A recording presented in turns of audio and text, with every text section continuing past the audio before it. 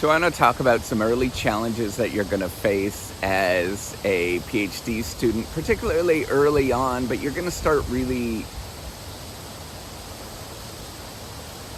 I want to talk about early challenges that you're going to face as a PhD student and how that you're actually going to address them.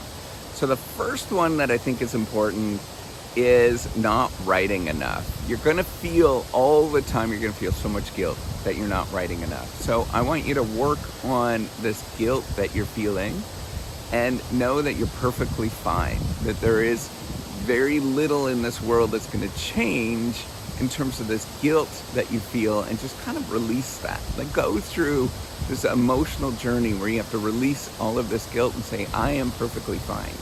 Now, after that, and you can watch a whole bunch of videos where I talk about that, but after that, you still have to write a lot of stuff. And you think about how you can write in your day-to-day. And you could see that I'm actually writing a lot of stuff by doing things that are sort of violating norms, right? So I will be doing things like dictating stuff on my cell phone, or, you know, a thought that comes in, I will do a video about it. Like, think about ways that you can address the issue of not writing enough by doing things like that. It could be, and I'm not saying like, you know, do videos and stuff like that, but what I'm saying is, like, look for little tools where you could dictate or think about as you're going about. You could dictate and make notes as you were writing, or as you're just kind of going about your day-to-day on your cell phone. You do that enough, you actually have a lot of material. Now, we also live in a day and an age where we have artificial intelligence, right? Things like ChatGPT, right? And building that into the reciprocity platform, things like that, where, you know, it helps you write and it helps you sort of address some of these things. I want you to use those tools, right? Like, think about how you can use them so you can exploit them to your advantage, right? So you can't necessarily just not do anything. Like, you can't, if you just ask it to write things for you, it's gonna be terrible, right? But if you work with it and you make it as part of your day-to-day, it actually does a pretty good job in terms of addressing some of these issues. So that's the first thing, is just feeling like you're not writing enough. So work on that feeling inside where you're just good enough, you're not competing with the rest of the world, and you just do your thing. That's not gonna change that much. The second thing that you're gonna really address, or that you're thinking that you don't know what you need to sort of study. You're kind of afraid of the things that you're gonna study, or, you know, you're afraid of somebody saying that this is a really stupid idea. Yeah, you know, that is the case, but every idea that ever existed is a really stupid idea and doesn't make sense, right? And all of the ideas that have come before you, all of the people that created those ideas went through that same experience. Now, you could stick with the tried and true within the corpus of what everybody knows. Those are likely to get published. They're very easy, and they're much easier to get published, but they're not going to be you. And so that's where you have to think about, okay, what does it mean? Who am I? What am I exploring? What is my day-to-day life? What is my thing that I really like to do? And then explore it, right? Like, use this as an opportunity. I want you to leverage this as an opportunity to do wonderful things that you would never imagine that you could possibly do. Where it's not just about getting this degree, but doing things that are super cool. You want to learn about Japanese anime? Well, start studying Japanese anime. Like, actually start doing those things. You've got weird fetishes and different ways. I don't know, this thing, there's this thing that's online now where people do the live NPV thing that I see. It's really weird, but study that, right? Like, go and figure out, like, how did that evolve? Like, that's what you do. You find out the thing that you really like and you pursue that thing, and you just go in that, and that's where you just say, hey, what do I like, right? Do I like to eat fish sticks every day? Well, I'll study fish sticks, right? Like, there's all those kind of things that you could do. Just kind of think about yourself as, what do I like, and be selfish about that, right? And pursue that particular thing. So that's the second thing. And then the third thing, I think, you know, I was going to do a video about quantitative analysis. That's hocus pocus, right? Like, you don't want to go and sort of pursue something that is really broad, and you think, I'm going to do quantitative analysis. That's crap, right? What you want to do is narrow down into something really, really, really, really tiny, and it's going to feel like it's such a narrow area, and it's going to feel really stupid. As you're narrowing down, it's going to feel like this is all I'm doing. Yes, that's all you're doing. That is what you should be doing.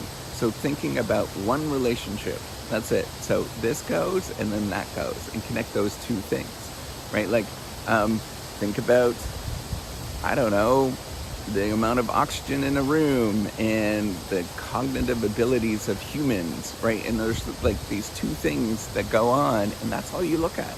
And it seems really tiny and really small when you do that, because it gets really, really narrowed down. And what you're going to do is you're going to realize, like, hey, I'm actually not talking about oxygen in a room. I'm talking about something else. Maybe it's CO2 or whatever, right? Like, as you narrow down, you start investigating those two relationships. You realize that relationship between two things, and primarily focused on one particular thing. As you do that, you begin to realize that the world is enormously complex, and I have to sort of take things out, right? And it's this sort of layering and taking things out and getting very narrow that you actually start seeing the world.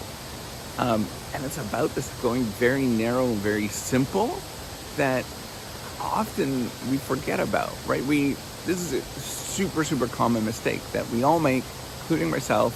When you go into an area, you think that you have to be really broad, and you think that you're sort of tackling the whole area. No, it's like super narrow.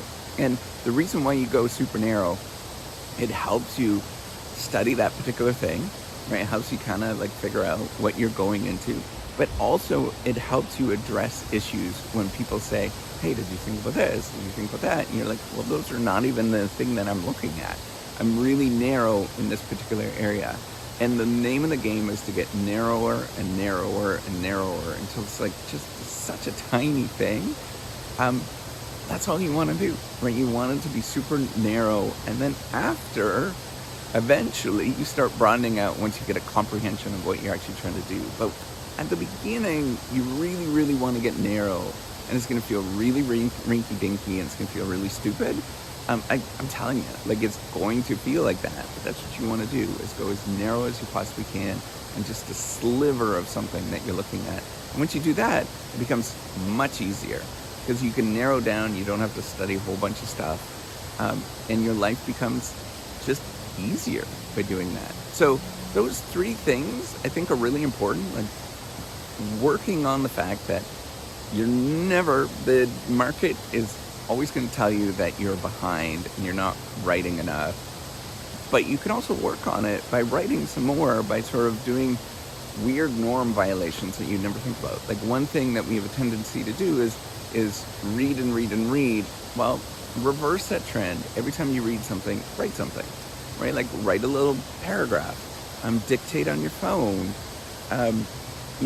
There's a whole bunch of AI tools now that allow you to dictate or write or take notes.